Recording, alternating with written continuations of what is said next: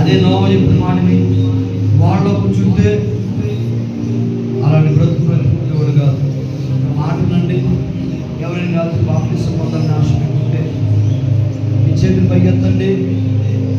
మీ కొరకు ఈ కార్యక్రమం సిద్ధపరచబడుతుంది. ఆలోచన చేయక దేవుని బిడ్డ కూడా ఇష్టపడుతున్నావు, దేవుని సాక్షి కూడా ఇష్టపడుతున్నావు. రక్షణ రాత్రి నీకు సిద్ధంగా ఉంది.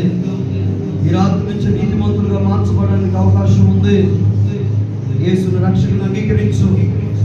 ఈ బ్రతుకు కొంతకాలమే, ఈ జీవితం కొంతకాలమే.